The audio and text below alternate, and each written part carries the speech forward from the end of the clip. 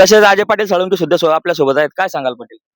या ठिकाणी अंजनगाव तालुका माडा जिल्हा सोलापूर येथे छत्रपतीचं स्मारक या ठिकाणी बसवण्यात आलं होतं आणि स्मारक बसवल्याच्या नंतर काही जातीवादी किडे या गावामध्ये येऊन त्यांनी या ठिकाणी जातीवाद केला आणि त्यामुळे या ठिकाणी हा विषय भडकला होता आणि त्यामुळे तणावाचं वातावरण या ठिकाणी तयार झालं होतं आणि त्यामुळेच आमच्या सारख्याला देखील छत्रपती संभाजीनगर येथून या ठिकाणी यावं लागलं आणि आता गावाच्या एकोप्याने आणि कोणते राजन पाटील साहेब माजी आमदार यांच्या मध्यस्थीने हा तोडगा निघालेला आहे.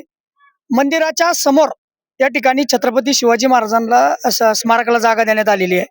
वास्तविक पाहता छत्रपती शिवाजी महाराज हे एका जातीचं आराध्य दैवत नसून हे अखंड हिंदुस्थानाचं आराध्य दैवत आहे आणि जे खेलोबा हे जे देवस्थान आहे हे एका जातीचं नसून हे देखील सकल हिंदूंचं या ठिकाणी आराध्य स्थान आहे आणि त्यामुळे काही लोकांनी आता जातीय तेढ निर्माण करण्याचा प्रयत्न केला आणि त्यामुळे यांना ही मोठी चपराक आहे की गावकऱ्यांनी एकत्रित येऊन हा निर्णय या ठिकाणी घेतलेला आहे हे असं मला या ठिकाणी वाटतं आणि त्यामुळे आता वातावरण या ठिकाणी शांत झालेलं आहे. तसेच आता काही पुतळे बसवणारे असतील शिवभक्त ते या ठिकाणी आहेत का?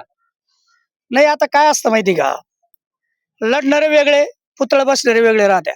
म्हणजे आता बघा आम्ही 2 दिवसापासून येत आहे जसं वातावरण या ठिकाणी अनेक तरुण या ठिकाणी सामोरे जातात आणि जे राजकीय लोक असतात हे असं काहीतरी करून निघून जातात, ते नंतर या ठिकाणी थांबत नाही.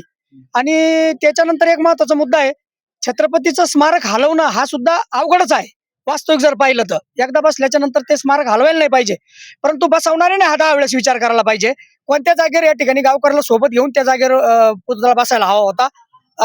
एकतर पहिलेच पुतळा जिथं आता आज जागा दिली पहिलेच तिथं बसवायला हवा होता. माझे जे पुतळा आता अंधारात बसणारे जे असतील कोणतेही पुतळे, छत्रपतीचा असो, पुण्यश्लोक आहिल्या देवींचा असो, सावित्रीबाईंचा असो, महात्मा फुल्यांचा असो, या ठिकाणी लोकमान्य म्हणजे अण्णाभाऊ साठ्यांचा असो, डॉक्टर बाबासाहेब आंबेडकरांचा असो, सर्वांना एकच विनंती आहे की पुतळा बसवत असताना संमती घ्या. कारण काय होतं, त्या महापुरुषांच्या विचाराचा अपमान होतो.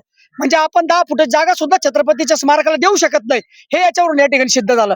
म्हणजे बघा तुम्ही लक्षात घ्या. म्हणून या ठिकाणी आता हा वाद मिटवायचा होता, हा वाद या ठिकाणी वाढू नये आणि छत्रपती शिवाजी महाराज फक्त मराठ्यांचे होते हे सिद्ध होऊ नये म्हणून या ठिकाणी सर्वांनी या ठिकाणी खऱ्या अर्थानं माघार घेतलेली आहे. नाहीतर 1 इंच देखील पुतळा या ठिकाणी हल्ला नसता, ही सर्वांची भूमिका होती. परंतु आता मंदिर आणि पुतळा हे या ठिकाणी हिंदूंचेच आहे आणि मानवतेचे आहे. कारण छत्रपती शिवाजी महाराजांना 18 पगड जातीसाठी आणि मानवतेसाठी काम केलेलं आहे. असं छत्रपतीचं कार्य त्यांना आपण जातीमध्ये तोलू शकत नाही. म्हणून हे 2 पावलं या ठिकाणी खऱ्या अर्थानं ही माघार या ठिकाणी सर्वांना घेतली आणि जो गावकऱ्याला निर्णय मान्य झाला तोच आम्हा सर्वांना झाला. आम्ही या गावात देखील आम्हाला यायचं नव्हतं, परंतु लक्ष्मणजी हाके यांनी या ठिकाणी इथं येऊन छत्रपती शिवाजी महाराजांच्या पुतळ्याला विरोध केला. त्यानंतर 2 दिवस रस्ता अडवला. म्हणजे हा मार्ग आहे, 1 घंटा तुम्ही जर रस्ता अडवला तर गुन्हे दाखल करतात.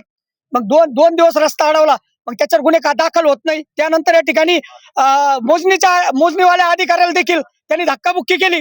म्हणजे सरकारी कामात अडथळे. आमच्यासारखे जर एखाद्या अधिकाऱ्याला शेतकऱ्याचं काम होत नाही, एखाद्या गरीबाचं काम होत नाही, ते जर विचारायला गेलो तर आमच्या या ठिकाणी गुन्हे दाखल होतात. मला हद्दपार केलं. माझ्यावर एवढे गुन्हे त्या ठिकाणी शेतकऱ्यासाठी, हिंदुत्वासाठी, आरक्षणासाठी झालेले होते. आमच्यासारख्याला हद्दपार करतात आणि हे गुंड या ठिकाणी जातीवाद भडकून तर इथं 2-3 दिवस रस्ता अडवतात. यांच्यावर मग गुन्हा का होत नाही? यांनी त्या अधिकाऱ्याला धक्काबुक्की केली, यांच्यावर गुन्हा दाखल का होत नाही? म्हणजे हे कुठेतरी सरकारचं षडयंत्र आहे.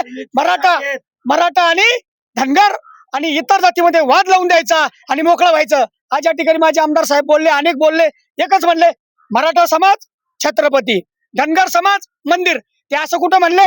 छत्रपती शिवाजी महाराज सर्वांचे आहे, मंदिर सर्वांचं आहे,